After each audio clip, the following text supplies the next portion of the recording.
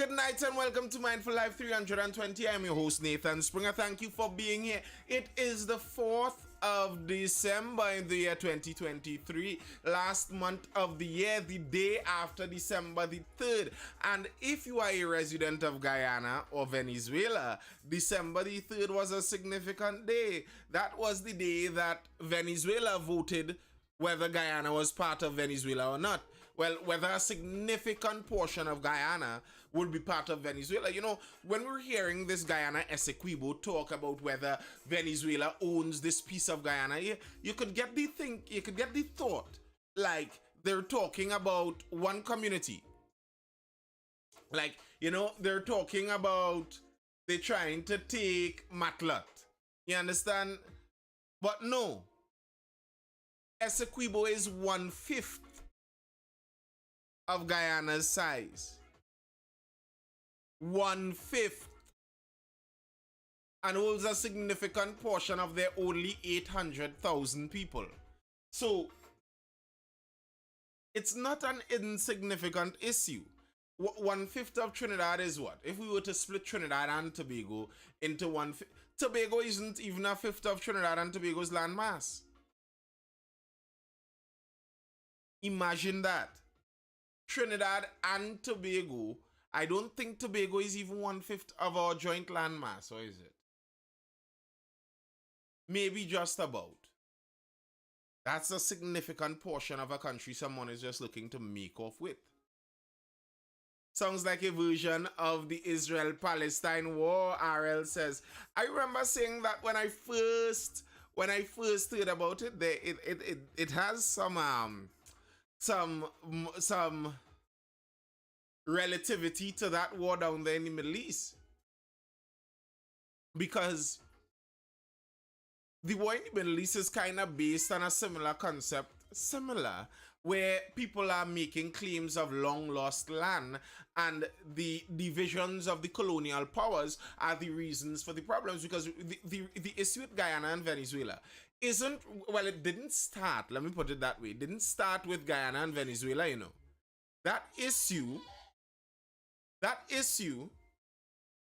originated basically between Spain and England. When the Bolivarian Republic of Venezuela declared their independence, they would have negotiated that boundary with the colonial power that was Britain.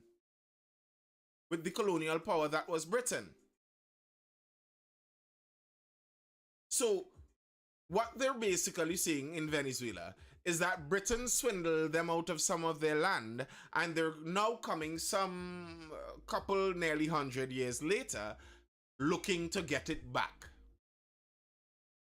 Okay. And that's kind of some of the bacchanal in Israel-Palestine. People are making claims of long lost land.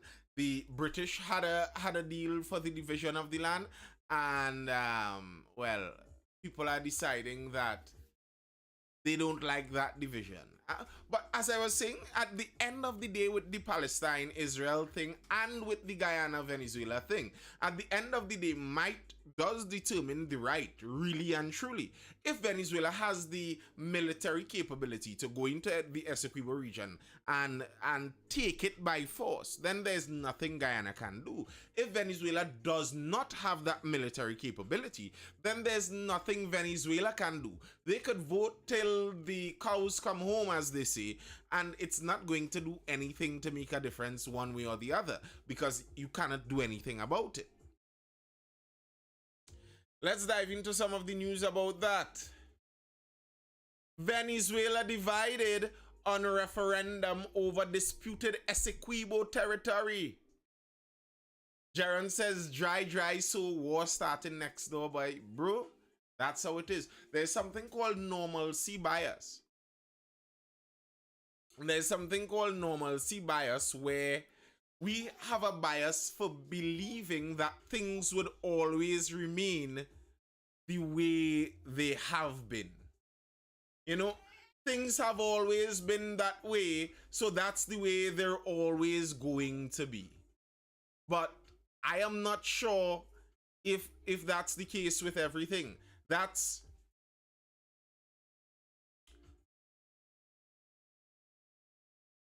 That's basically the problem as it stands.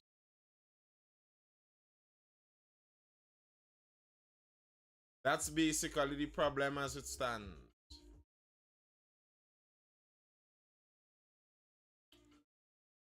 Yeah, normalcy bias, where we think that because things have always been going that way, that's just the way they're going to continue going, you know? There's no reason things would ever change. We have lived a comfortable life here in Trinidad and Tobago. No one ever did anything to, you know, upset the peace here in Trinidad and Tobago in a significant way. But, you know, what you gonna do? Brandon Didier asks, what's your TikTok content about? Well, Brandon Didier, with the lovely thing with TikTok is all of my content is stored on my profile. So if you go to my profile and you go through my videos, you will be able to identify exactly what my content is about. But since when Venezuela has money to start war, and just the other day, migrants seeking asylum, who says they have money to start war? Who says they have money to start war? Did Venezuela say that they are definitely going to be fighting here? That a war is going to be breaking out here? I don't know. I don't know if Venezuela said anything to do with war.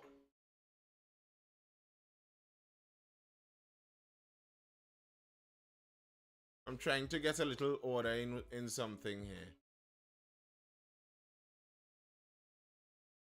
Yeah, I don't know if Venezuela is, and that's, I was saying this at the beginning of all of these issues. I don't know what Venezuela's end game is here. I don't know if Venezuela has money to go to war. I don't know that to be true. I don't know what Venezuela plans to do about the referendum now that they voted on it. But I guess we're going to find out. Good night. Yeah, hostess doing the most. Hostess wants to come in and say hi, I suppose. Hi, hostess. Come in and say hi. Tell the people hello.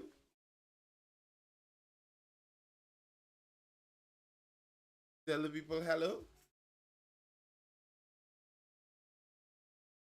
And that's enough.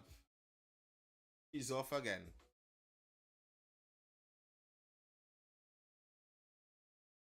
I find this bullying going on. Well, they have a dictator type large army. Well, I've seen some people speak about what they think might be some of the reason behind it, and it's the usual dictator kind of consolidating power kind of business. So I don't know if that's the reason. We will see. The thing is, they have a limited time for which to actually do something.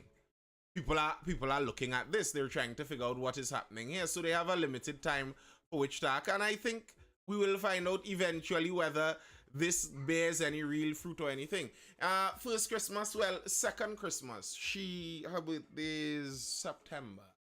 So last year she was around, but barely. Venezuela may not have the money, but they have the manpower. Venezuela have to pat down crime access. I don't even know if they necessarily have the manpower. I was letting some of the I was doing a bit of editing on my YouTube there. But let's look at what is going on in Venezuela and what some people theorize the reason may be for some of this, and why some people think they may not even have the ability to go through it all of this.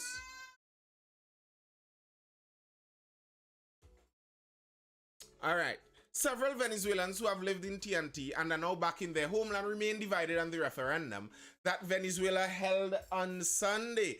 Venezuelans went out to vote in a referendum that asked them if the Essequibo region, which presently constitutes 2/3 of Guyana, should be incorporated into Venezuela. Wow. So this one has it as 2/3. I was reading in, this is the Guardian, I was reading in the news, they said 1/5. So 2/3. Venezuela, America and the Sweden, Venezuela have fighter craft. It's not about just fighter craft. All right, let's go down to a bit there. One lady, Adelaida de Villa, a hairdresser who spent 5 years in TNT working, but she has returned to her city in Maracay in 2022. The Guardian called her to find out her opinion on this issue. She said, "I did not vote because this is a government trap. They want to suspend the 2024 elections because they know they can lose. That is not the way to recover our territory. Furthermore, why now after so many years? When I read this, I found that it explained a good bit to me. It made a lot of things make sense to me. Because this issue to me, I don't see Maduro having a path forward in actually getting Essequibo to be his. But it's a very normal dictatorial technique to create the monster outside, to create the monster exterior to consolidate power interior. You see, you're a dictator in Venezuela. An election, but bear in mind, Venezuela says they're a democratic country still. We have elections. We just keep winning all of the elections, just like that. Okay. And you have an election carded for 2024. And you're looking and your power in the internal structure of your country, the power seems to be waning a bit. The power seems to be waning a bit. And what do? Well, you create a monster on the outside. And from many accounts, it seems like the general Venezuelans have support for this issue. Generally, Venezuelan citizens, Venezuelan nationals, generally, even if you listen to the language of this woman, who seems to not be a government supporter, she called the region our territory. So even she has the belief that it's theirs. And many Venezuelans seem to also share that belief. They spoke that, oh, bro, Jesus says, I saw you shopping at Fair and Square in Chagaranas today. That was today. Yes, man. Were you the one that hailed me out right as I was entering? Yeah, and when they spoke here, they spoke that there were opposition members that voted in this referendum. There were naysayers to the government that voted in this referendum. So if I could get, as a dictator, I could get all the people who don't like me to get behind a common goal. So it's like Trinidad. If I am trying to be the dictator in Trinidad, and I recognize there are some people in Trinidad that not too much on me, they don't too much like me. For example, here's a nice example for a Trinidad and Tobago dictator. I have established myself somehow, something I did, and I have placed myself as the supreme dictator of Trinidad and Tobago. But I rule from the throne in Trinidad, and I find some Tobagonians, them Tobagonians could act. I really know all they could act. You all over there in Tobago could start to get on like, Trinidad feel they better than you all or something. So I find Tobago acting up like they want to get out of my dictatorial clutches. So here's what I do. I launch an operation against Barbadian fishermen. I create a national security issue about our flying fish out on our northeastern coasts that these Bajan fishermen have been stealing from the common man in Tobago for far too long. We must do something about it. And as the leader, I am going to the people. I am going to the people to ask the people of Trinidad and Tobago, going to a vote. Do you in Trinidad and Tobago think we should put a military installation out on Roxborough facing right towards Barbados to ensure that them Bajan fishermen don't come over? And I make that an issue for months. All of a sudden, the Tobagonians who didn't like the fact that there was a Trini dictator ruling over them, forget about that. They're jumping up because I'm going to hold a parade in Tobago to push my referendum on doing something final about the Bajan fishermen issue. You're basically creating a problem to solve just to flex power and gain trust of the public. Yeah, and what's better, RL? You know what's even better than a problem to solve? An unsolvable problem. You see, what does Venezuela do about this Essequibo region now? Except keep making more and more issues over it. Because there's nothing you could really do in finality about it. It's like those non-profit organizations or non-governmental organizations, charitable organizations that take up charitable causes that never have an end. If you ever want to know if an NGO or a charitable organization is a worthwhile one, see if they are trying to put themselves out of business. That's what charitable organizations should be intended to do. Okay. You want to feed the hungry? Well, your intention should be to feed enough hungry and teach them how to feed themselves enough that you never need to feed the hungry because there are no hungry remaining. But you know what really benefits an organization that sole purpose is to feed the hungry? Making sure there are always hungry people. That way my organization always needs donations and always needs to keep running. So yes, the United Nations precisely, RL. Kermack says split the land into half of Venezuela, half of Guyana. Kermack, you are talking insanity. I say none for Venezuela. That's not how this works. None. Hard luck. You didn't have the power to take it from the British Empire when you were negotiating. You don't have the power to wrest it from the hands of the Guyanese. Hard luck. And I find the prospect that a country could vote for whether a part...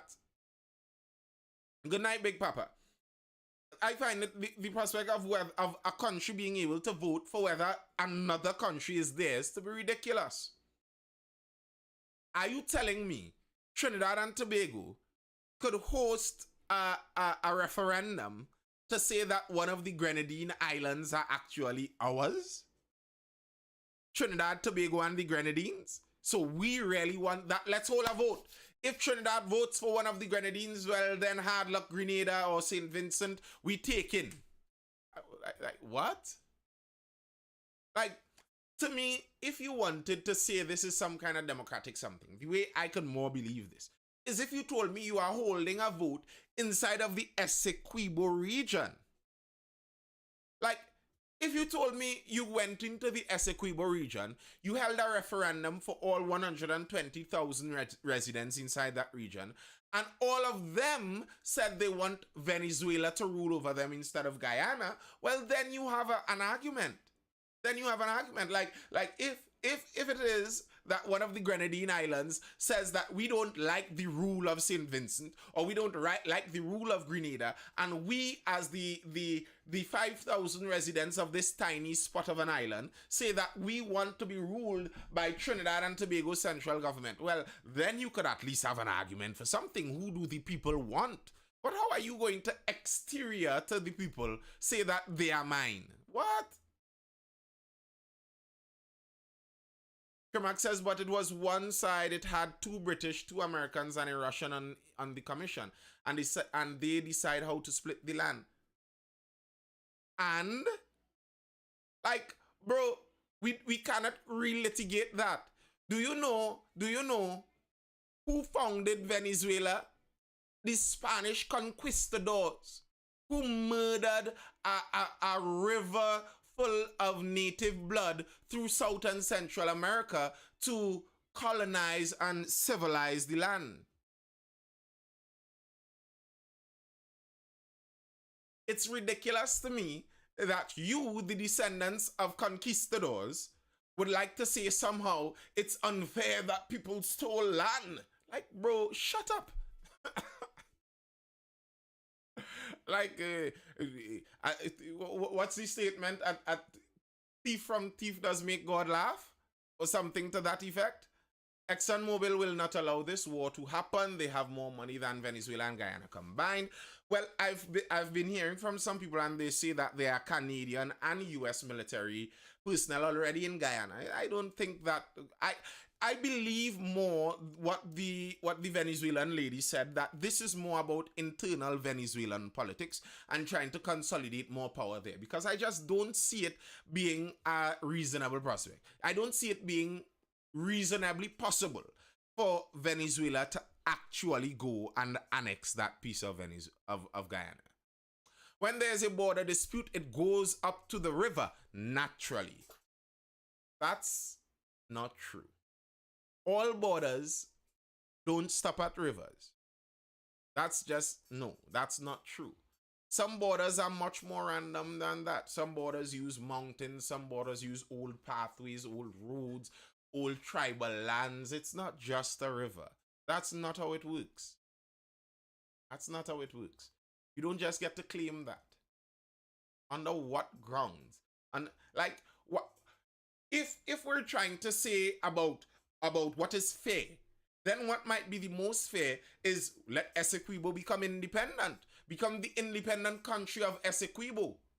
Get some, if we're talking fair, allow whoever might be the top tribal leaders in the region, you get them and you lead an independent country. Neither the remnants of the British colonial powers that be Guyana, nor the remnants of the Spanish colonial powers that be Venezuela.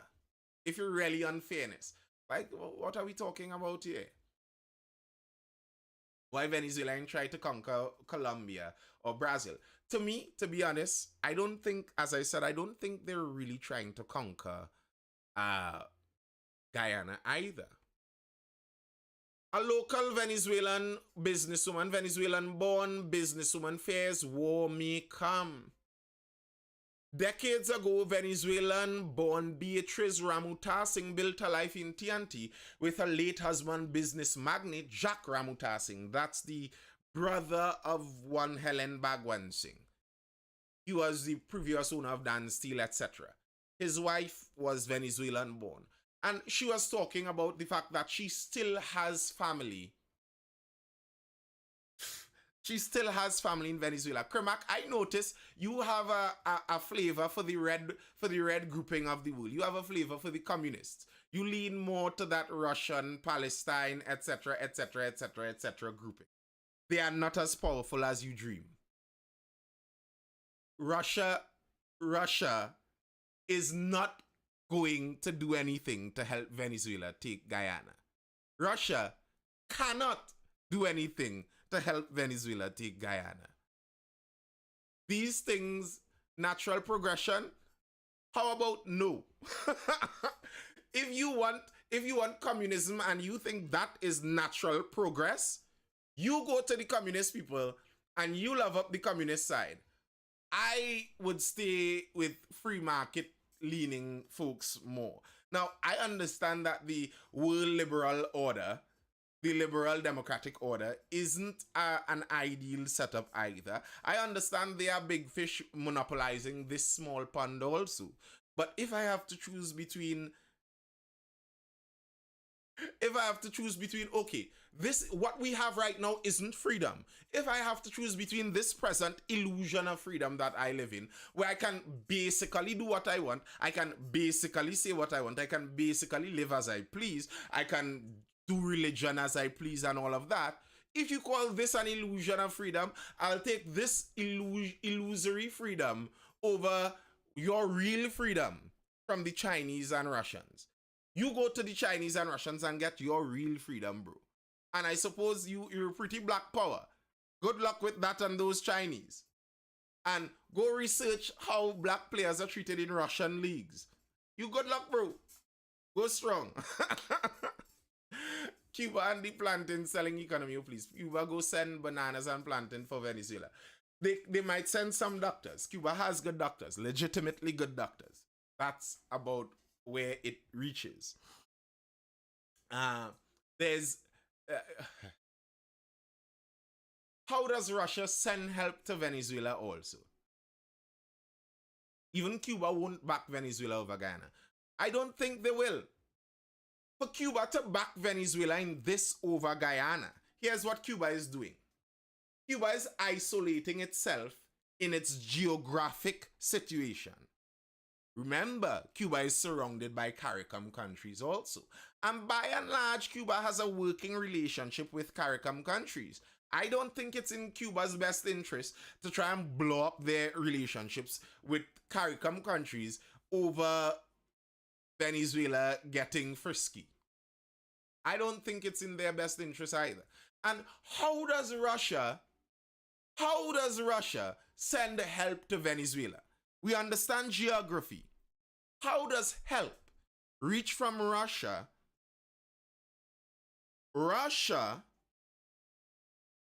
to Venezuela? Cuba has mercenaries for hire. Every country has mercenaries for hire. Trinidad has mercenaries for hire. That doesn't say much. But yeah, how does military assistance reach from Russia to Venezuela? If you have to fly, you have to pass over Europe. If you're going in a ship, you have to pass through the Caribbean Sea that is controlled by the US Southern Command. How is all of that happening? Russia is going to send a ship stock filled with military aid across the Atlantic through the Caribbean Sea to dock on the Caribbean Sea warm water port of Venezuela, which is the only port that Venezuela has, right in view in the United States backyard, the United States that has multiples the size of navy of every other country in the world, and their superpower is air power, and they have aircraft carriers out there. They are going to just watch you land a ship filled with military ordnance on Venezuela's coast. Yes, that's going to happen. RL says, I don't know why people does always big up these communist countries like they have some secret technology. I can tell you the reason many people big them up. It's because of the good guy, bad guy dynamic. Because people think it's a good guy, bad guy issues. They grew up watching way too much Justice League and Superman and Batman. And then they were taught by the default setting of social studies, sociology, almost all social style teachings, criminology. You reach to university, nearly everything in the humanities faculty, nearly all of that is default Marxist. It is taught with a Marxist lean naturally. It is taught like that, naturally. So many people have an automatic lean that the US is the evil people and the other guys are the good guys. It's so ridiculous that American citizens, almost all American citizens under 30, have that same view too. Almost all American citizens might agree with Crimac. America is the bad guy. And they could only say that in that country because they have the freedom to do that. You can't even whisper it in Hong Kong. Irony abounds. Irony abounds. It's why nearly all of Africa embraces communism or socialism or Marxism. And up till now, decades after independence for many of those countries, their economies are still down in the doldrums because they embrace Marxism so wholeheartedly. They can't find a profitable way out. The bureaucracy of leftist policy is stifling them and suffocating them. Cuba and Venezuela can't find their way. And you know what they'd blame? They'd say that the US doesn't trade with us. That shouldn't matter. If communism works so wonderfully, your beautiful communist utopia is supposed to work and function. Why do you need those evil capitalists to trade with you? Because it doesn't work. You run out of other people's money. That's the point I'm making, Crimac. What do you think sanctions are? Sanctions are, I don't do business with you. How is that unfair?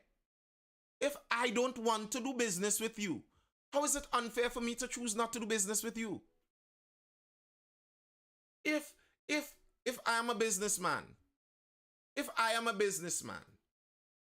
and my neighbor, I don't like how he treats his children. I don't like how my neighbor treats his children. I find my neighbor is wake up and cuss his children too much. I don't like that. Now my neighbor wants to come and join some business deal with me. Isn't it my right to tell him no? Sir, bye? How is that unfair? If my neighbor says he's really good at business, he has the knowledge how to create a business plan, do it on your own. Kermax says because they said also, if you do business with them, we America won't do business with you. Again, it's the same thing. If I am a businessman and I don't like how my neighbor treats his children, I could decide I don't want to do business with you, neighbor, and anybody else that does business with you, I don't want to do business with them either. That's my prerogative. How is that unfair? How do you have a right to my business? Kermack, you really have some strong Marxist tendencies. The ability to think that you have a right to something else from somebody, that is theft. That is what leads to those bloody Marxist revolutions where they're murdering people from a side in the street because in their envious, greedy minds, they think they have a right to the belongings of other people. You don't. You don't have a right to other people's goods. You don't have a right to access to their trade. You have no right to that. And if your communist philosophy was so successful, you would not need to trade with the evil capitalist pigs. You could trade among your communist friends and make big money and survive. Create your communist utopia. Don't trade with evil capitalists. Why would you want to give resources to those evil capitalists anyway?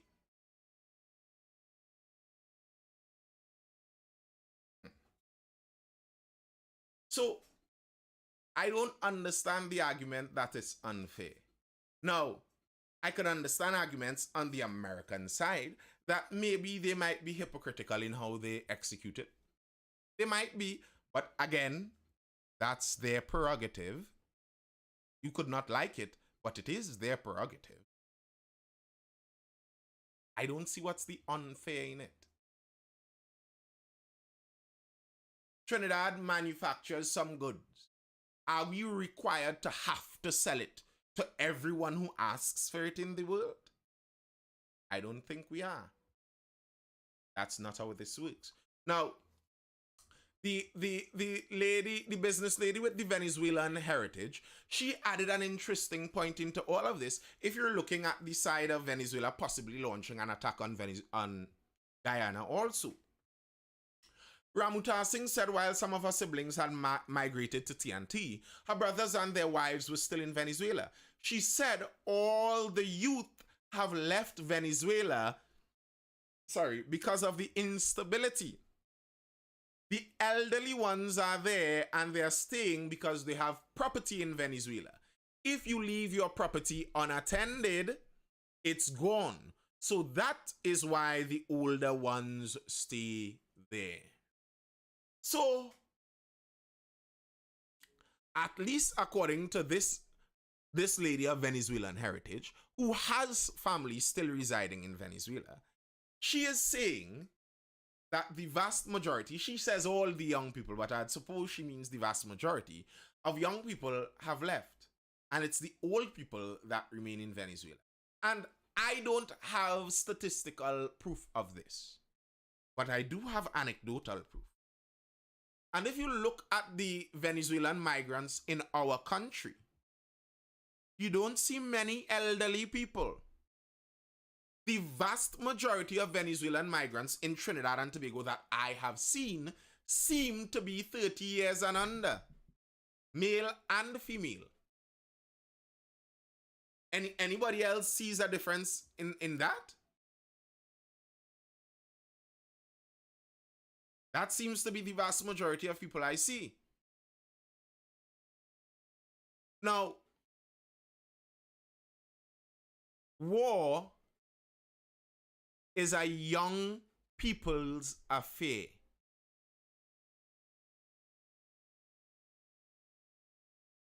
War is a young people's affair. In the first place, as the Tanti said,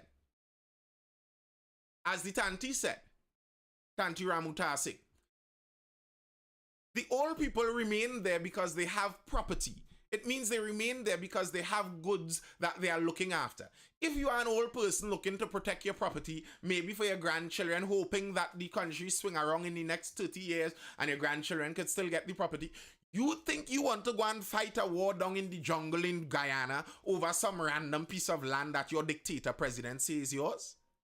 You think you're getting any 50-year-old that is only staying in Venezuela to mine his house and land? You think you're getting him to put on a uniform, strap up a rifle, and go down in the jungle with the mosquitoes? How many old people are you getting to do that? Now, I don't doubt that Venezuela does have a military. I don't doubt Smell says they still have the army. I don't doubt that they still have the army. But to invade and conquer a country requires significant amount of manpower. Are you sure your standing army, hey Reeve, what's going on? Are you sure your standing army that has never really fought any war, all they're accustomed to doing is silencing people for the dictatorial ruling government? That's all your standing army really does. You think they're going to be capable of launching an invasion level attack?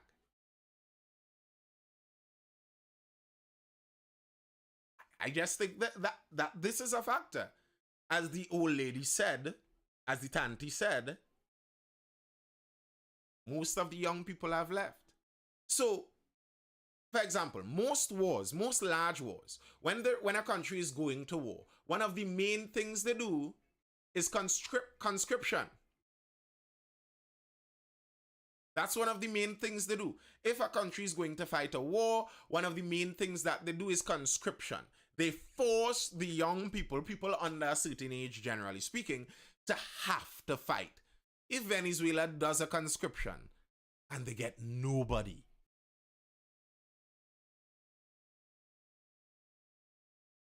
Venezuela have so much of their own land unexplored, they have enough.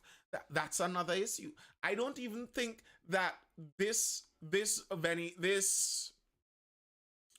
land issue with Venezuela and Guyana, even if Venezuela were to get the land, I am not sure if they are going to get some massive benefit right now from that.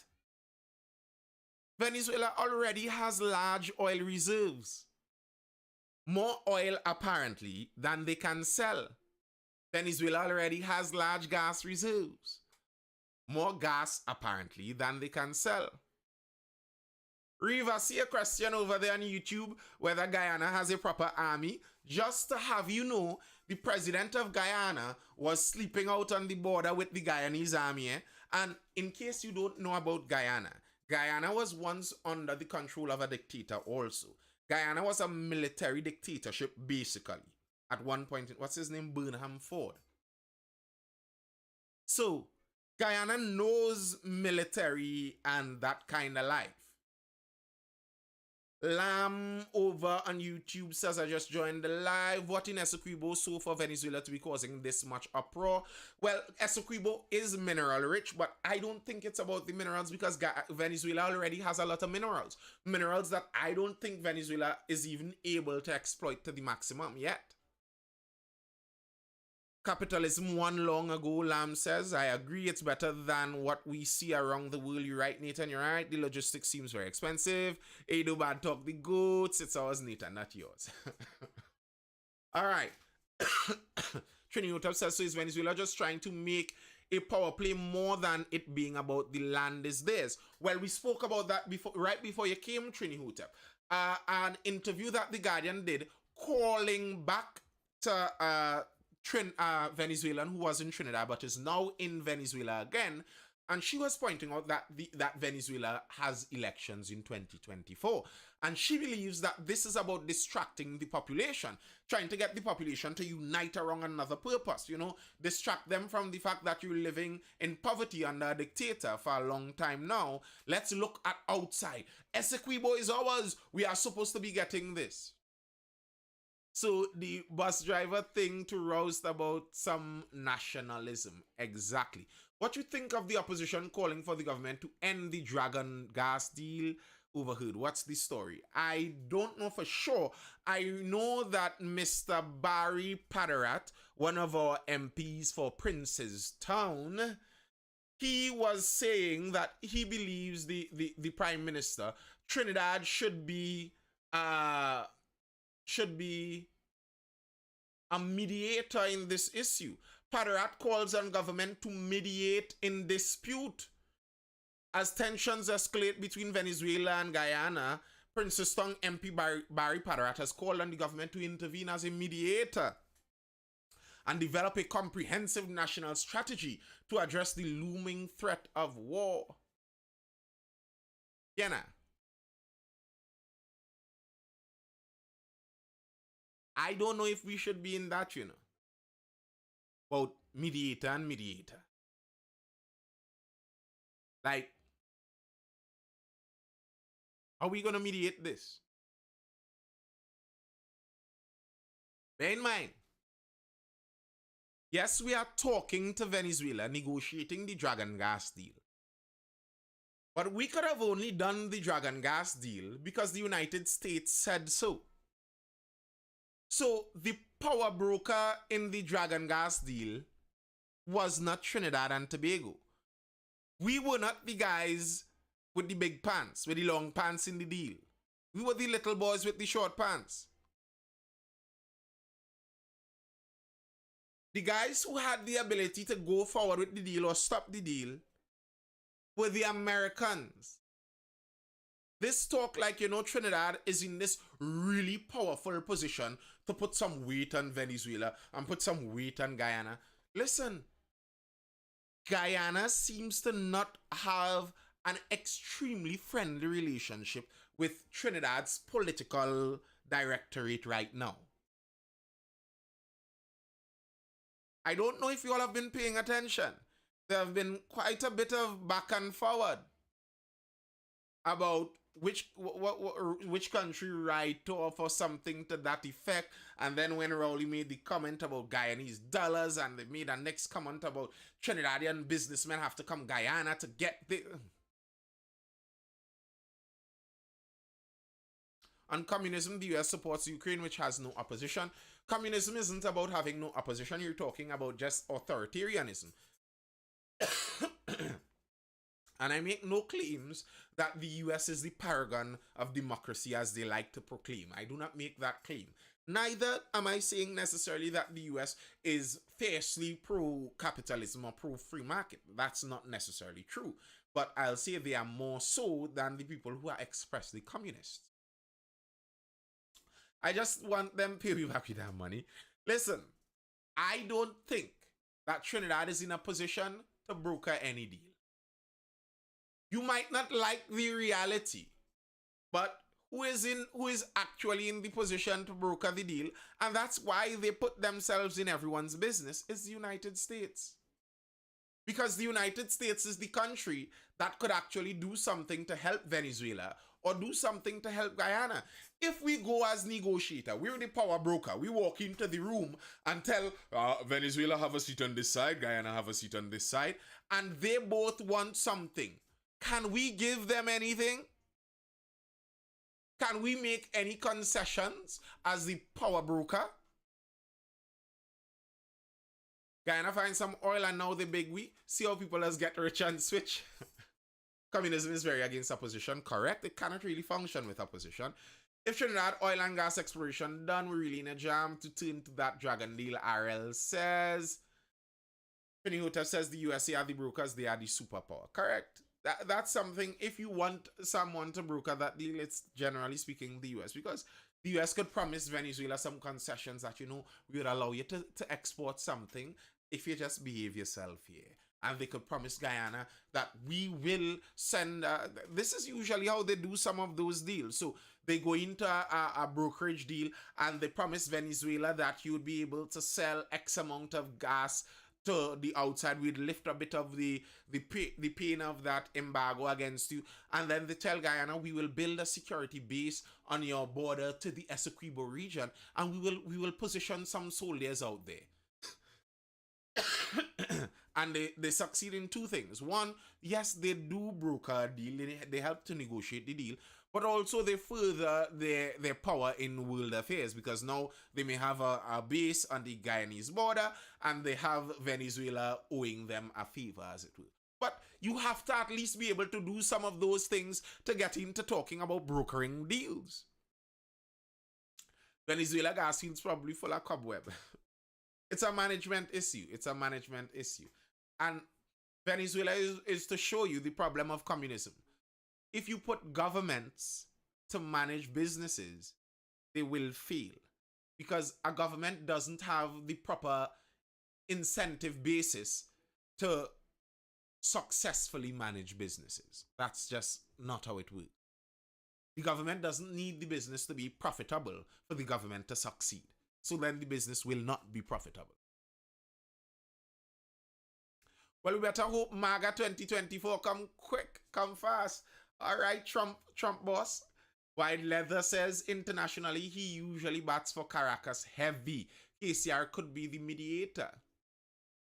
I don't know how much he bats for Caracas more than he doesn't bat against Caracas. That seems to be the Trinidad policy. More than batting for Caracas, it seems like we attempt to go out of our way to not unnecessarily criticize them, which I don't think is a bad deal. I kind of agree with that. As someone said earlier on, drink water and mind our business. I think as it comes to global affairs, a lot of what we should be doing is drinking water and minding our business. You know, this idea somehow that you're supposed to be the moral arbiter on global issues. It's kind of ridiculous.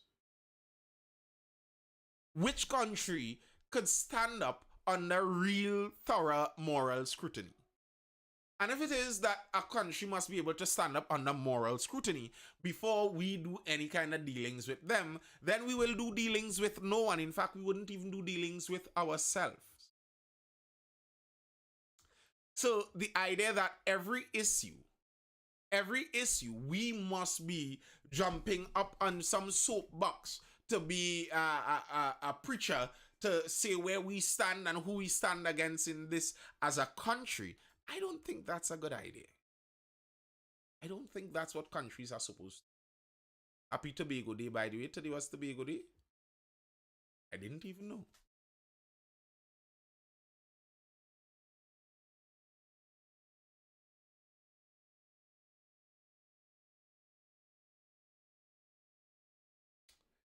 Yeah. And that's the Venezuela issue.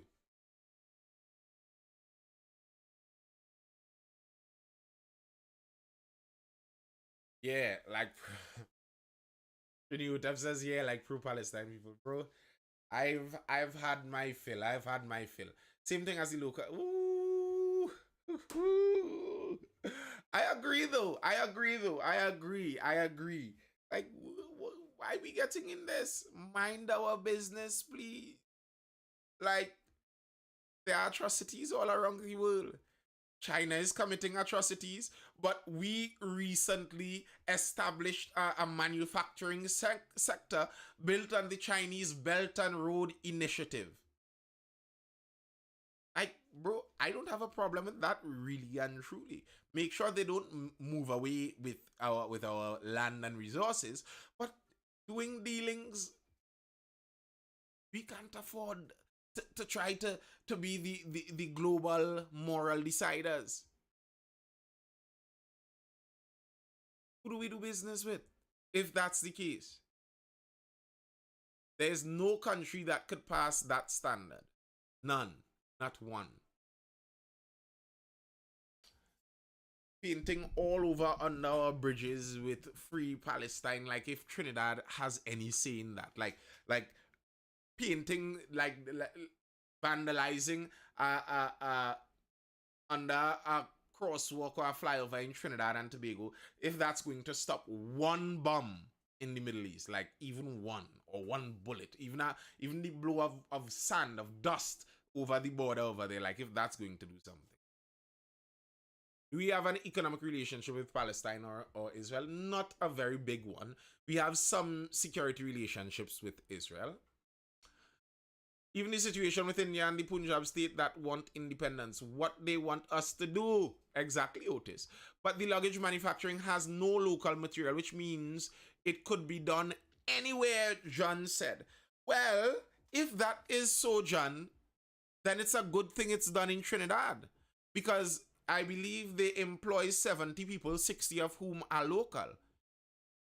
When the raw products are imported into Trinidad, Trinidadians make money through that business. When the raw material is moved from the port to the manufacturing factory for the luggage, Trinidadians make money with that. When it manufactures, well, we find out they have 60 local employees. Trinidadians make money. So whether the inputs are local materials or not isn't relevant to that issue, really and truly. Bro, did you see my tweet? No, I don't think I did. I'll have to pull that up. Oh gosh, my dream is to see a factory of some kind in Tobago. Good luck with that. To me, as I keep saying with that Tobago issue, I'd like Tobago to decide what they're looking for. What do you... If you want to go 100 in on tourism, don't build a factory, but go 100. If you don't want to do that and you want that kind of factory industrialization, well, understand tourism is going to suffer. Yes, but can we all get the preferential treatment? I don't understand. What preferential treatment do you mean? Yeah, they do Trini Hotel. What preferential treatment exactly do you mean? We have a juice factory, I will not have you. But yeah, but and there are some agricultural factories, not so this Tadco. Doesn't Tadco produce those things? Importing duty free, but can we all get the preferential treatment? Well, according to the government, if you have interest in manufacturing in Trinidad, yes, you will get the preferential treatment. The government has those programs out there. If you want to get into manufacturing, you have access to more forex, you have access to export help, you have access to import help. So if you are interested in getting into manufacturing, then go for it. What you don't want to do is sit at the sidelines, not doing anything, and being annoyed that people who are doing the things are getting help to do it. I don't like that kind of sit on the ground and pelt the fruits and the trees kind of attitude. I really don't like it. Like, some people complain about those things, but are you attempting to do something in manufacturing? Have you attempted to and they turned you down and that's why you're saying that? Or are you saying this from sitting on the corner under the street light? Are you under the street light typing and like, yeah, watch them fellas, the government does only give them fellas the good things, you know? Why the poor man don't get them kind of benefits? Because the poor man is sitting under the street light on the corner. Go attempt to do some manufacturing. And if you attempt to do that manufacturing, it might surprise you the kind of assistance that is out there for manufacturing in this country. There is some. Now, I am not going to say that it's perfect. I am not going to say that there's no kind of bias in it. There's no kind of preferential treatment to some one person or one group or the other. I don't know that to be a fact. I will not say that. And it will not surprise me if it's true. But it's difficult if you haven't tried to see so. Tried to mine Bitcoin and was denied access, but Sabga got through. Who denied you access to mine Bitcoin? I don't understand what you're talking about. Mining Bitcoin requires computer power.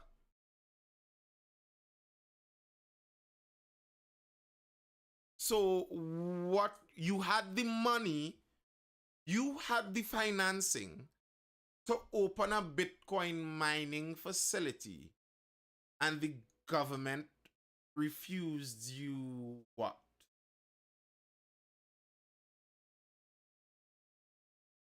That's what I'm asking. You had the funding, the financing to open a Bitcoin mining facility. And how were you stopped? The electricity access. The government refused the electricity access. You must know discrimination when someone has a problem with persons protesting against. Uh, I know what Bitcoin is. Bitcoin mining is just processing power. That's basically all it takes. And processing power requires a large amount of electricity. And I remember there was conversation even when the Sabgas spoke about their facility, whether the government would give a concession for the amount of power that they would need. But are you saying you had funding for a facility? You were building the facility. You asked TNTech to hook up a 3-phase connection to your mining facility. And they wrote you a letter saying no because the government refuses.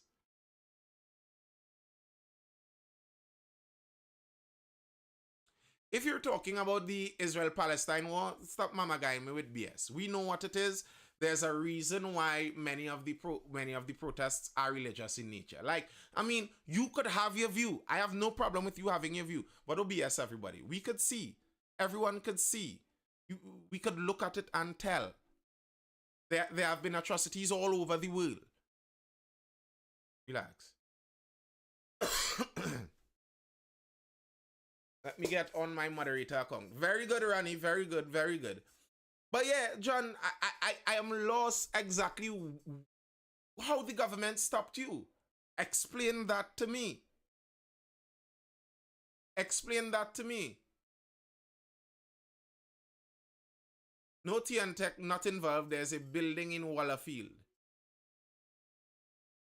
I'm trying to understand how you were stopped from your Bitcoin mining facility. How did that happen? Like, explain that to me. I like, okay. You had the funding. You started building the facility because you had the funding. It's just between you, the money, and the contractors. Okay. You start building the facility. You start building the facility. Comes time for connection. By inquiry to the Minister of Tech. I am at a loss. John, join that boy. John, I really trying to understand what you're saying here. But it's a loss to me. By inquiry to the Minister of Tech. So you're building your facility. While you're building your facility, you call the minister to ask him for permission to build your facility? And he told you no? That's what you're saying happened? Because if that's the case, then that was foolish on your part. Call him for permission for what? Like, if you have the funding, you buy computers, import them into Trinidad, build a facility, set it up and start mining Bitcoin. There's a Minister of Technology. The equipment is in Canada to send now. I am still lost, John. Are you saying that you wanted the Minister of Technology to sponsor it for you? Is that what you're saying?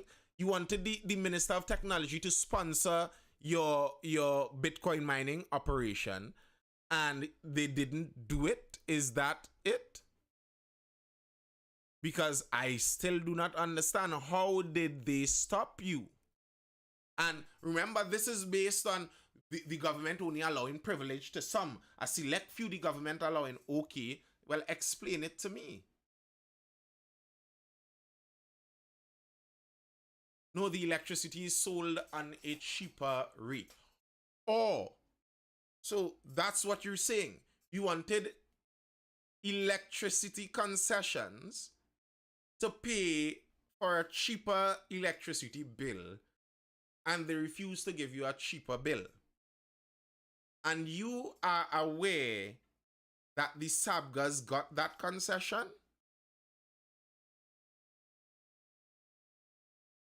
You are aware that the Sabgas got that concession? Because as far as I recall, when the Sabgas spoke about their mining activity and their introduction of Bitcoin mining, the government spoke about the power issue and they do not support it. So I don't know how you could say you're sure that the Sabgas got the concession and you didn't. Because you'd have to point me to that information.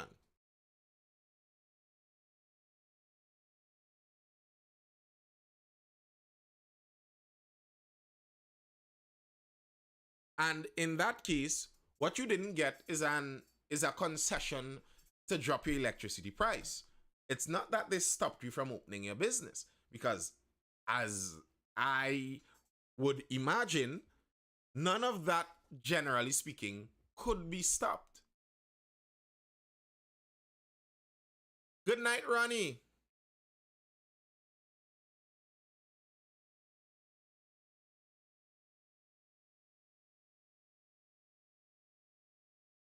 Our electricity infrastructure probably is not able at this time to support such an activity, at least not such an activity in a massive scale. And right, this was the story I was looking for. Manning says no to crypto mining. So I don't know if you have some knowledge that the Sabgas actually got a special concession that nobody else got. But the government is not, in the Senate, the government is not supporting crypto mining in Trinidad and Tobago at this time. This is an article from June 16th. So said the minister in the Ministry of Finance, Brian Manning, in the Senate on Tuesday in response to a question from independent Senator Amrita Deonarain. She asked about the statement by Minister of Trade and Industry Paula Gopi-Schoon on April 27th that the ministry was reviewing the legislative and policy framework to understand the possibilities for a cryptocurrency sector. Hey, have some kind of virus going around right now, some kind of cool thing in that body, but like the mucus on your chest, just so thick, doesn't want to, the cough not getting it out. So they're talking about some white lung coming out of China business. I just saying, I not for any shutdown. I'll let it be known one time. I'm not for a shutdown. I'm not for mandating anything. Leave it be. But yes, they say there's some kind of white lung something coming out of China again. And allegedly this one is affecting the children and all of that. I don't know, but it feels like I may have gotten it already. Since 2 weeks now, there's this cough that just doesn't want to take two shots. Two shots of what? 2 shots of Zeba Peak. Those are the 2 shots I looking for. Zeba Peak, about 2 shots. And the booster, the booster might be what? Chandelier Bush. 2 shots of Zeba Peak with a booster of Chandelier Bush. About shot and shot. Shut your mouth.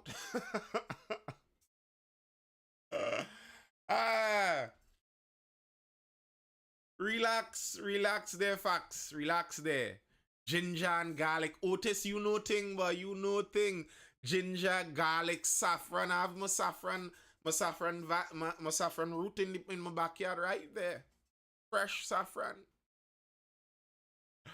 But yes, to the John guy who was speaking before, the government has said previously that they do not support crypto mining in Trinidad and Tobago. So again, you, just like I was pointing out, you came to highlight an issue where, the government don't help the poor people and they only help them Sabga and them, they don't help the regular man.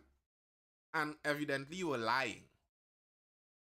I'm sorry, John, but I don't believe that you had a crypto mining facility set to be built with the material, with the equipment already waiting in Canada to be imported.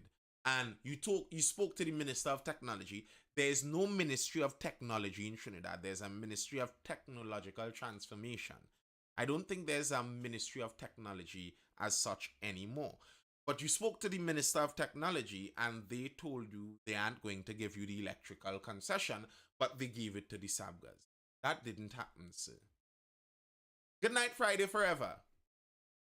Of course, he bust out Granny Cakes because many people come and they assume that you're just talking rubbish, so you could throw out your rubbish too, and it's just going to pass over. But it doesn't make sense. Crypto mining right now, we have unregulated mining in Trinidad. Yes, there is. No, I never spoke to the minister. But John, you're making me feel like I'm mad. You're making me feel like by inquiry to the Minister of Tech. So when you did an inquiry to the Minister of Tech, I know what you mean, facts. I know what you mean, and that's a fact. That one is a fact. There's a lot of illegal mining going on in Trinidad right now. The government is aware of it, and you would think something like taking gravel and soil out of the ground and transporting it in massive trucks across the country would be something that you could corner down that. Like, I mean, how are you stealing with an excavator and a 12-yard truck? Those aren't inconspicuous items. Like, how do people steal with those things? But, Trinidad. Trinidad. That was by email. So you sent an email to the Ministry of Technology. Well, first up, if you sent an email to the Ministry of Technology, they may not have received it because there isn't a Ministry of Technology. But if you send an email to the Minister of Technological Transformation, it's technological transformation, I believe. If you send them an email to them, of course they would tell you that they don't support crypto mining because that is the government's position. They don't support crypto mining. The flower susus evolved. Well, they would always be evolving. There would always be smart people who want to make money quickly and silly people who don't mind losing their money stupidly. Once you have that combination of people, they would always evolve. They would always evolve. Hey, there's a story I want to pass through. There is a story I want to pass through. All these missing people in Trinidad. From the time I say missing, all you're supposed to know where I'm going with this story one time. This story seems to have taken Trinidad by storm recently. Missing man not lost. Living comfortably in apartment. Tells cops he left wife to find peace of mind.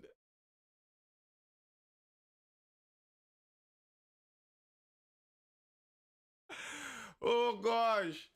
Oh gosh. Oh no.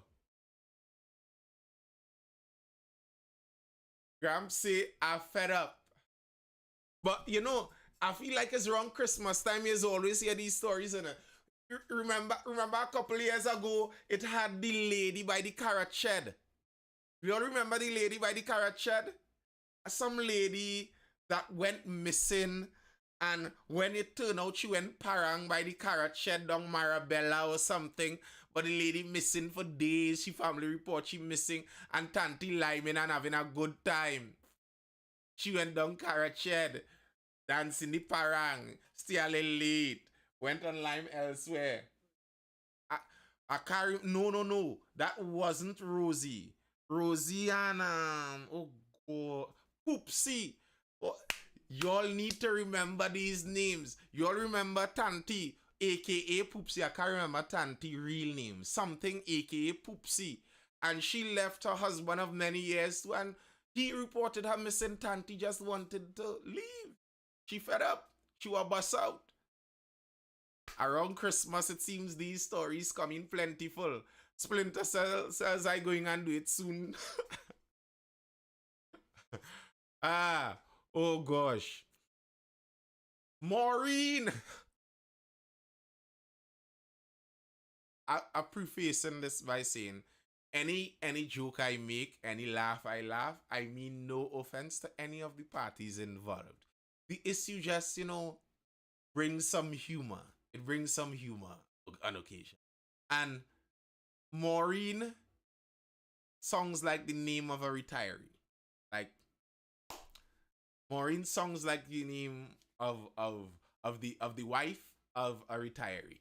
No, just songs like the name. Maureen Villarreal spent 57 relentless days searching for her common law husband Leon Simangal, who went to the bank to cash a 73,500 lump sum pension check and then mysteriously disappeared. In Villarreal's quest to find Simangal, she knocked on every neighbor's door in her Arima community, called friends and family, turned to the Hunters Search and Rescue Team for help, and also made a missing persons report at 2 police stations, not 1, 2 police stations. Tanti wanted to find her boo bad. She wanted to find back her boo. Refusing to give up, she traveled to the far-flung community of Blanchisseuse, where she believed Simangal, a jack of all trades, had been held captive against his will in a hut for his big money. Oh, Tanti. Oh, Tanti. Oh, Tanti. She reached Blanchisseuse. They say she traveled. I wonder when they say traveled, if they mean she made her way in a vehicle as in travel, or if they mean Tanti really hop a taxi to Blanchisseuse.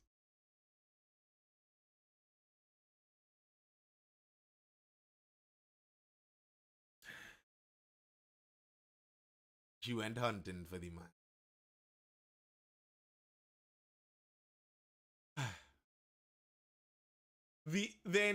However, after 6 Arima CID officers investigated Villarreal's report on Monday, the police found Simangal, 68, living comfortably in a furnished apartment. Their investigations brought closure to Villarreal's persistent hunt for Simangal, who told police he had ended the 20-year relationship with Villarreal and had no desire to return home. Villarreal was shattered and left in denial after the man she loved dearly rejected her. This is a news article. This Ronnie Cake says the bus free for her. Oh gosh. That's true, Ronnie. Good point. Man probably sit on the beach for hours enjoying the silence. One pension minus 1 pension equal 1 pension. Oh gosh.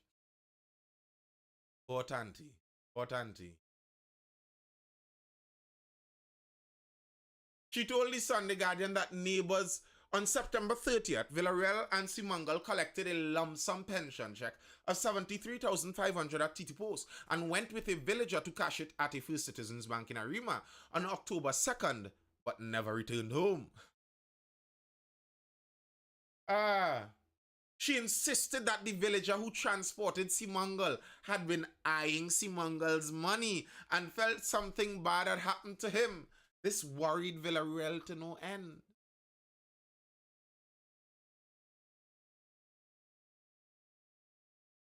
She said, I didn't go with him to the bank because that same day I had to do eye surgery at the Arima Hospital, Villarreal began explaining. Leon had plans for his money. He wanted to buy a vehicle and remove the cataract from his right eye. Yes, he certainly had plans for his money. He certainly did. And his plans didn't include you.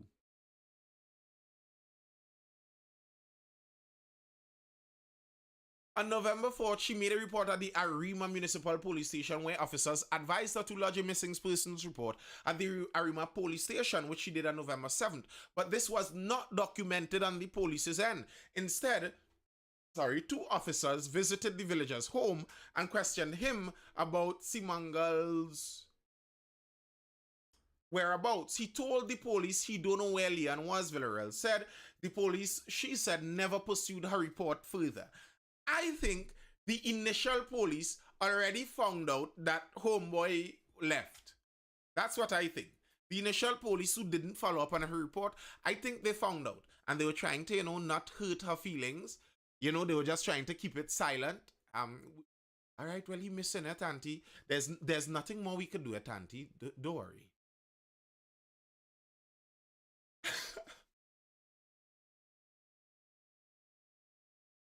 Anderson says she was the cataract. Oh, God. She was the cataract he wanted to remove. Oh, God. Oh, gosh.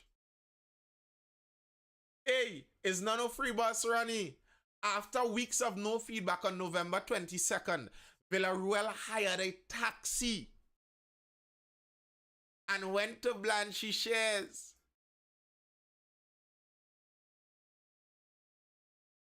Can't he hire a car? I wonder how much a hire car is take to go Blanchisseuse. How much you feel? How much you feel a hire car taking for a Blanchisseuse run? I feel there's a easy 200 at least, minimum 200. Cha. Auntie hire.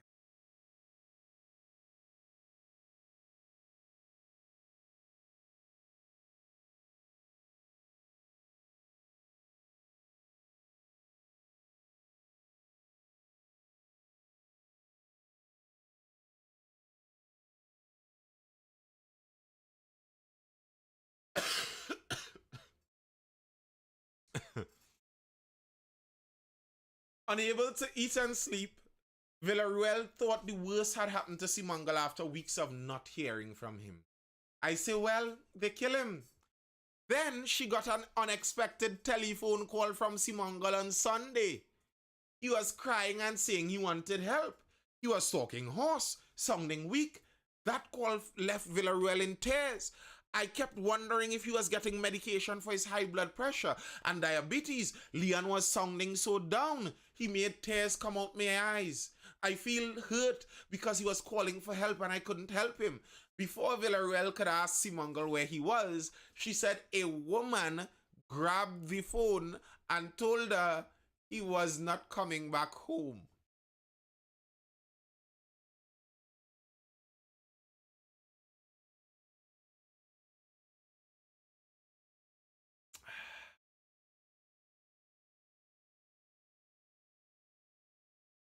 Villarreal said she recognized the woman's voice to be another resident in her community.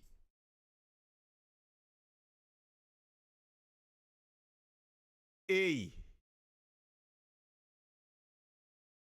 The bacchanal thick and heavy. The bacchanal like the coal on your chest. Lenny Chris says the story is not getting better. No, it doesn't seem so.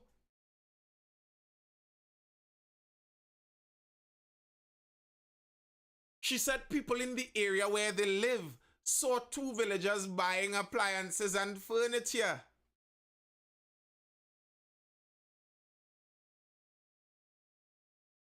Villarreal concluded that the villagers were using Simangal's bank card to purchase the items to furnish the hut. How Villarreal found out. On Monday, Villarreal asked the social worker to accompany her to the Arima police station to make another missing persons report, But again, she left disappointed. The officer who took the report wrote on Villarreal's receipt, information and not missing person. I felt like I was being bounced around and the police were showing no interest, she complained. From the station, Villarreal went to First Citizens Bank to find out if Simangal had cashed the check, but the supervisor told her only the police could request the information as she did not have a joint account with him. Interesting that she didn't have the joint account. Refusing to give up, Villarreal went to the municipal police station seeking help, where two officers took her back to the Arima police station to make another complaint. Listen, this lady have patience. You hearing run around Tanti make?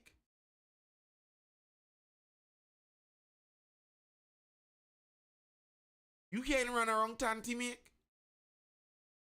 Tanti gone to the police, gone to the bank, gone to the municipal police, gone back from the municipal police to the police station, from the police station gone to the bank. Listen.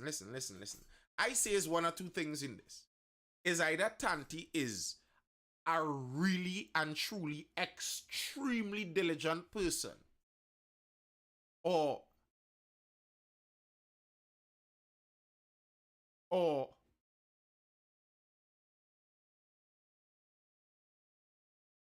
she thought her man dead, I would do the same.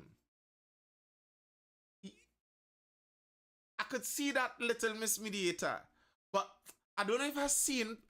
I don't know if I've seen into this. You all could. I might be wrong, but I find there could be a whiff. There could be a whiff of nagging in this. Oh gosh. All right. It looking like just love. It could be just love, and you know you're worried about the man dead and thing. But she get the call from him.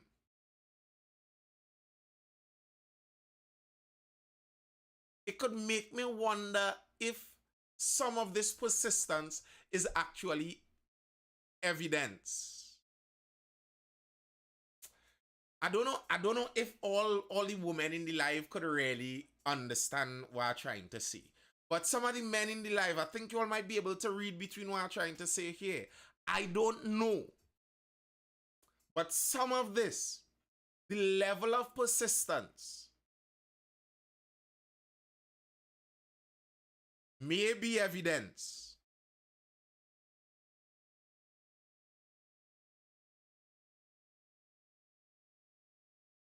Tant has shown that she is a very persistent lady. Can you imagine how persistent a lady like that would be with the man she's with? The man may have been tired of that level of persistence.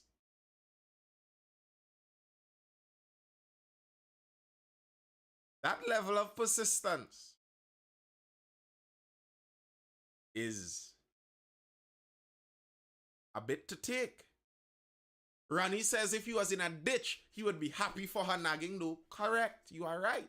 And you know, the fact is, as much as men complain about nagging, nagging benefits many men. Nagging benefits many men. The nagging of your significant other might be what helps you live longer, what helps you get some of your goals done. Yes, yeah, I agree. Nagging could be beneficial. There may be some benefits to nagging, but I mean, persistence could be a bit to let's not call it nagging. Persistence. All right?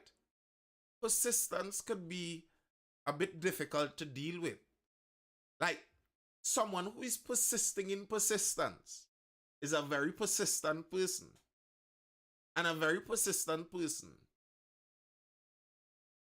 could be too persistent.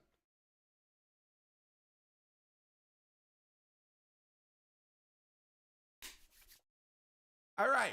So the police, now the municipal police accompanied Tans back to the police station to actually do an investigation. We got certain information and we were able to locate the man who we had a conversation with to find out what transpired to ensure he was not kidnapped, missing, or being used for his pension money. Here's something interesting.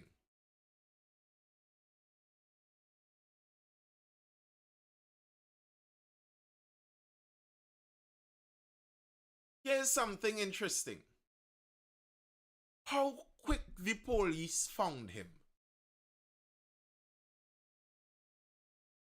Like, I think there are things in this story that are being said in the subtext that are not being said in the text itself. The fact that the first set of police refused to even investigate, and the second set of police seem to have had no difficulty in finding the man in a very short period of time.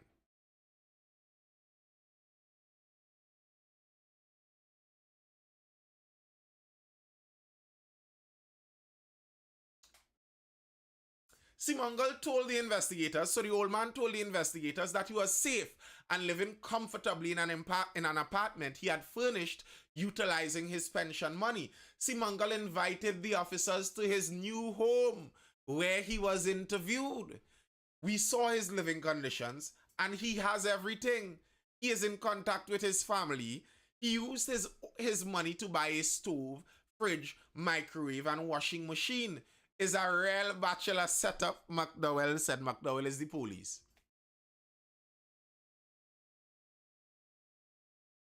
So, Uncle, Uncle Bill a bachelor pad. Uncle gone back to 22.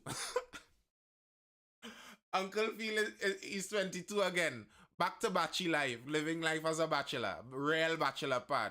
The police said, the police use those words.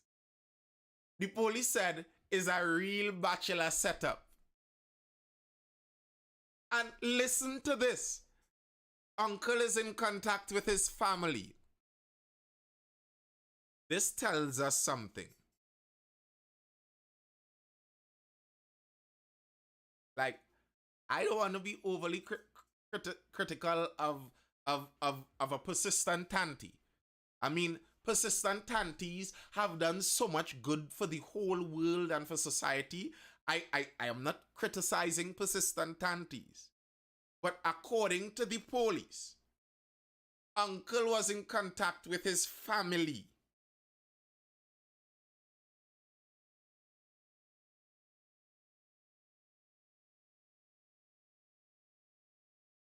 So the lady that considers herself your wife doesn't have contact with that family?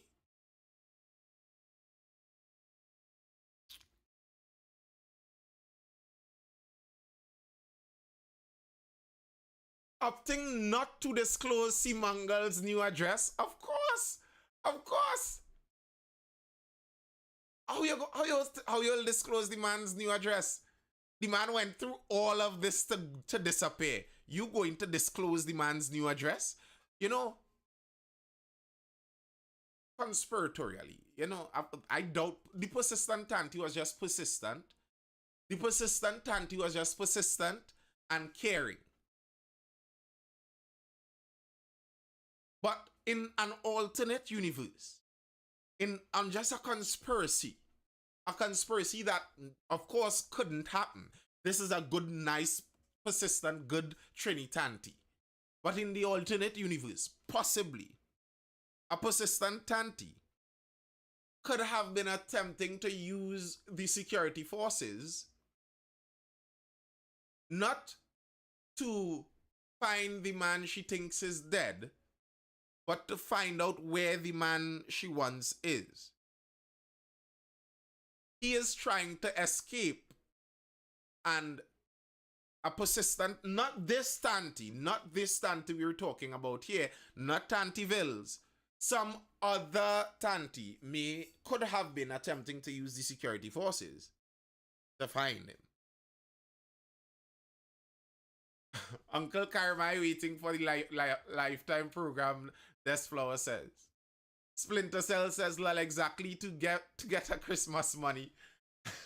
Joe says he was furnishing the apartment for a while. The article said he was fed up a while and was plotting to leave her. Yeah, Uncle definitely did now set up that. Men breaking my car and stole some equipment in June. Way tough.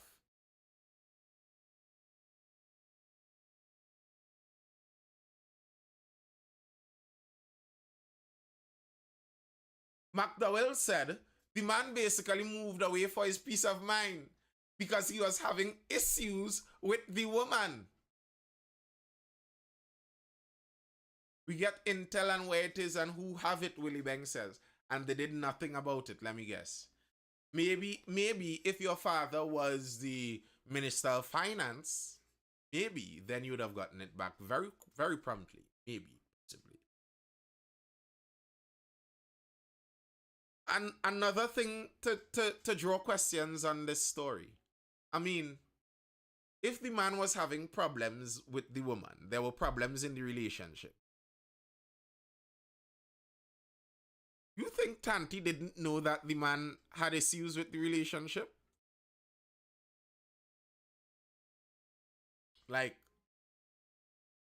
come on. Do you think all the issues were in the man's head? And Tance knew nothing about the issues?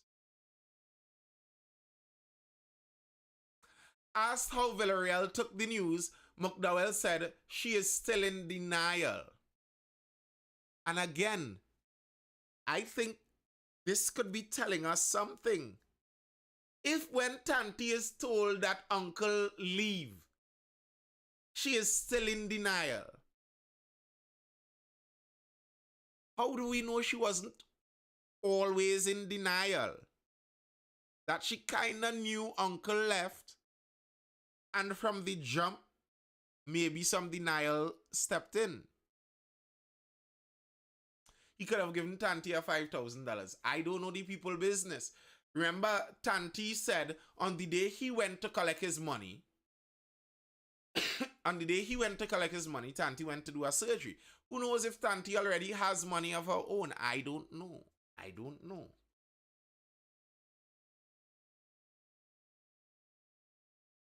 What Proverbs Ecclesiastes and Ecclesiasticus said is best for a man to do in this situation to do. For a man in this situation to do. It's better a man lives on the corner of his roof, I think is the proverb. I think it's the corner of his roof is the proverb about that. Yes, it's that, Andrew. Yeah, I think it's the, if I remember my good word correctly, it's the corner of the roof. Uncle decided a bachelor pad is better than the corner of the roof. Uncle left and got his bachelor pad. It's not like he ups and went, the police said though. He informed the neighbors in the area what he was doing, so they know where he was located. She, Tanti, was the only person who did not know. We empathize and sympathize with her when we heard this story. McDowell said what was shocking was that the residents had kept this a secret from Villarreal. She was the last to find out. Why would villagers do that? Y'all answer me this. Why you think villagers would do this? The entire village where you live in,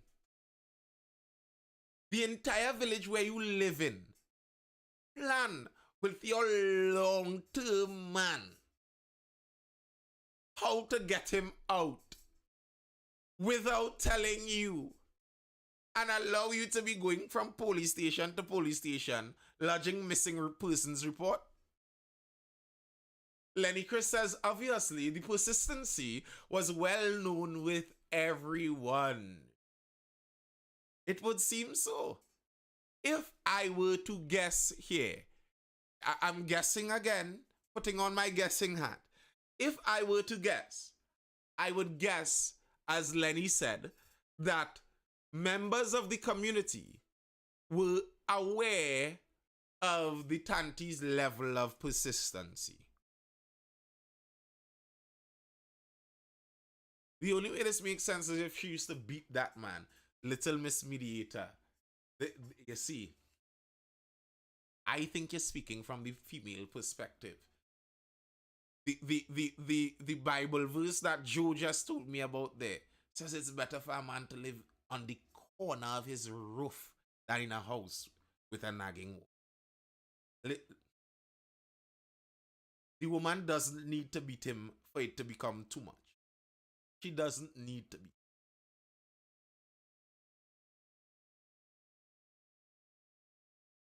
It doesn't need to have licks. The words could make that life hell for a man without any physical lash. It could be that the man find the way how this persistence going, it feeling like I have to get physical to stop the persistence. So before I get physical to stop the persistence, let me go and live somewhere else. And let me tell you, that's an interaction many men understand. The level of persistence that this person is giving me is needing a physical reaction. If I give the physical reaction to this level of persistence, then I would be in trouble because persistence is not illegal. So best I leave.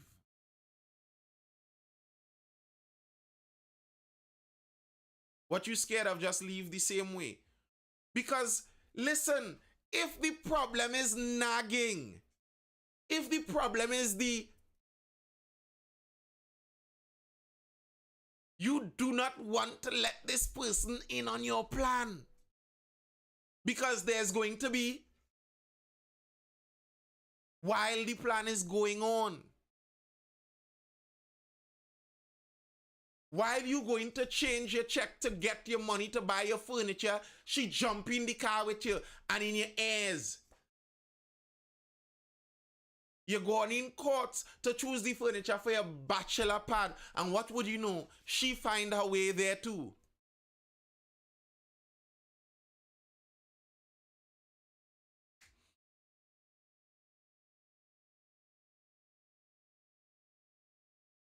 Blessed night, Alex Barbershop. Raul says, what did I miss?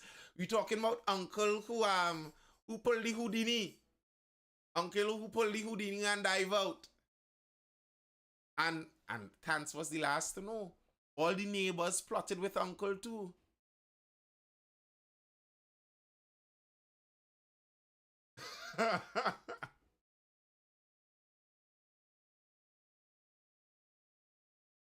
This is hilarious to watch with no context. Bro, like, Miss Mediator, well, you're a mediator. Maybe you have heard some of these stories. If you ever talk to a man who really going through it with an extremely persistent kind of woman, listen, that is the stuff that could send men over the edge. That's the stuff that could send men over the edge. He could send a message to her when he left, police have cried to help. Miss Mediator, I'm wondering in this situation, I am wondering if a message was sent. Because the police said after they told Tance, she was still in denial. So next thing a message was sent and Tanti like, no, that is not true. Because uncle don't want to talk to her directly. So next thing he sent a message through the grapevine. I'll tell she are out, eh? And when the message was sent, she like, nah. Simongal never leave me. He gonna never leave me. I'll lying. He gonna never leave me. My man say you gonna pull an uncle on me. Oh gosh. That's flower. Well, now you know. Anytime your man going to change a big check, track him. Put on the finder. Tell him send your live location, please. When you're going to change that big check, put on your live location on WhatsApp. 8 hours. 8 hours of live location on WhatsApp. I have to see when you go and you come back to the doorstep. Ah, I step outside for 10 minutes and I have 1,000 missed calls and I blocked from Facebook. Boy, it hard. RL says, I know the nagging life well. Pain. Pain. Splinter Cell says Tanti want to make sure no other woman in charge of her money. I know. Ronnie, you say you feel sorry for 20 years wasted. I can't say if I feel sorry because I don't know the details of the situation. Maybe it is to feel sorry for uncle because he had 20 years in torture. I'm not saying that is true. I'm saying I don't know.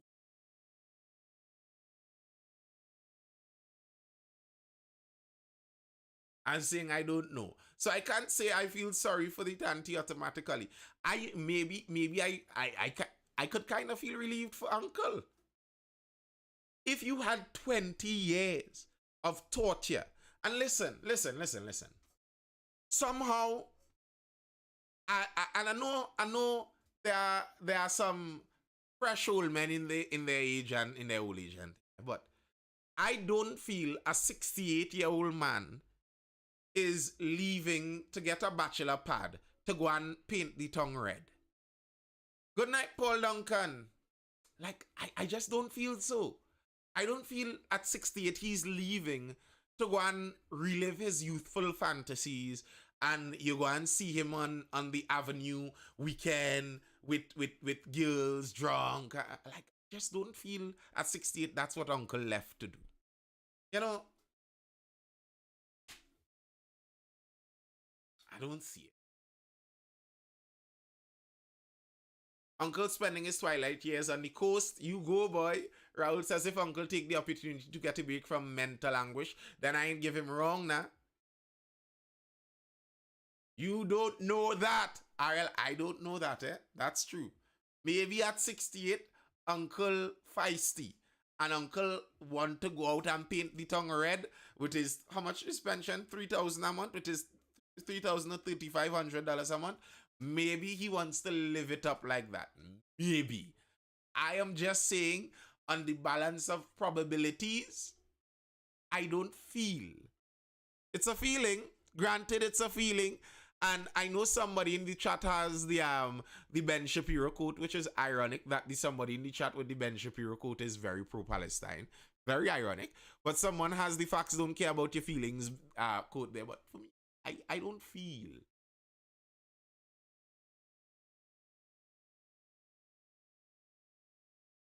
It must be at a farewell party for him to, oh God.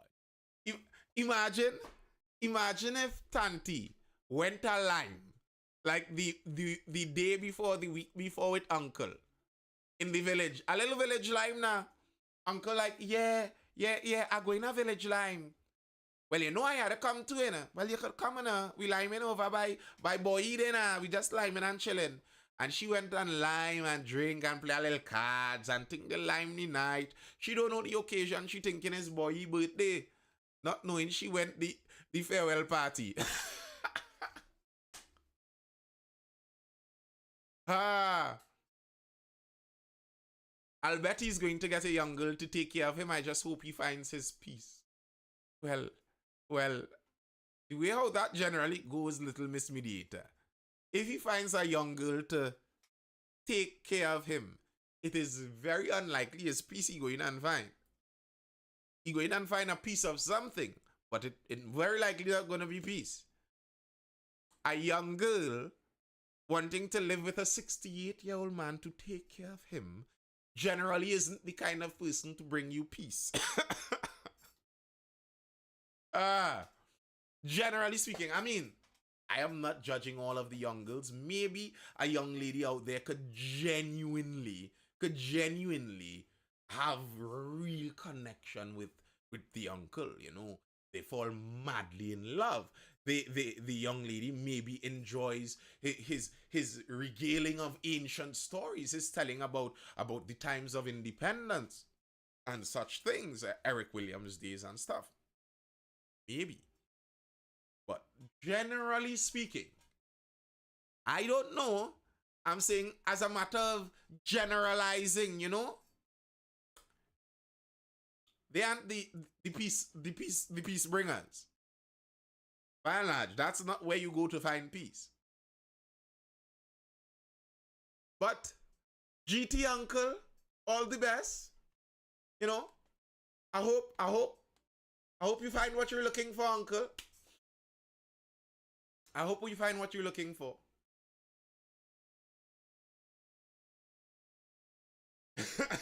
Little Miss Mediator says, we know, but these old men don't apparently. You know, Little Miss Mediator, I think they know, you know. They're just willing to risk it. Uncle, no. You think an uncle, you with your grey self fumbling down the place, shuffling around the place in your 70s.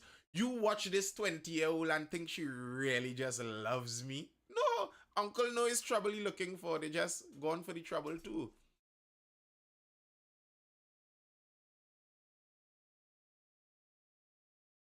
Oh gosh. Next thing your uncle start a new family. Not impossible, you know. Not impossible. Next thing they next year they do a where are they now? And they hear uncle have a new family. A little 2-month child there. Not impossible. I have heard more ridiculous things than that before. All right, people. It was nice. As usual. Oh, God. Don't do Uncle that. I think Uncle just wanted peace. Uncle gone to live peacefully for the rest of your life. Big up, Uncle. Tanti, I hope you find your peace too. That kind of persistence, maybe you could be a business lady, Tanti. You could be the CEO of a company. That kind of persistence goes a long way in entrepreneurial kind of settings. If you get an administrative assistant with that level of persistence, your business is successful. Back together again, thanks to Diana for me. So, I hope Tanti finds her peace too. Maybe she has to find a job, something to occupy her time and her persistence. Whatever it is, Tanti, you find that. I pray you find that too, Tanti. Peace for all. Peace for all. If it is that you all weren't functioning well together, find peace. As Trini Hotep always says, be mindful, not mindless. Thank you guys for tuning in. That's all I have for now, people. I hope you're educated, informed, or entertained. This has been the Mindful Live. I'll be here again for the next Mindful Live, which is going to be tomorrow. Tomorrow night around that 9 to 9:30. We're starting closer, 9:30 these days. But 9 to 9:30 p.m. time. If you want to know if I'm not going to be here, you can join the Discord server anytime I'm not here. I mentioned that over there. We can talk about things. You can send me articles, all of that over there. And we'll be here again tomorrow to talk. So I'll see you guys then. Until then, people, peace. Who knows, he might talk back after Christmas then. Oh, ja.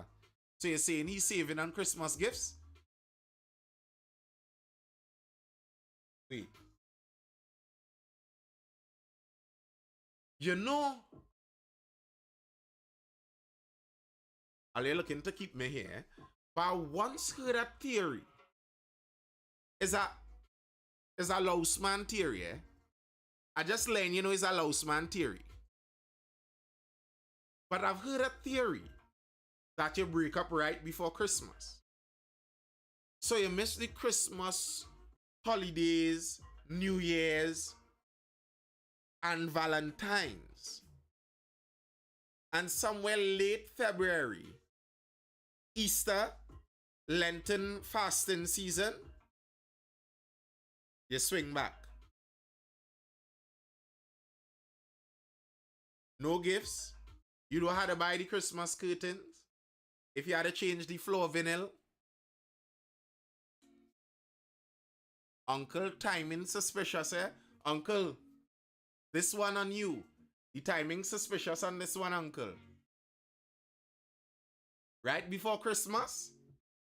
If you return late February, we know what's up. All right, people, it was nice. I'm out.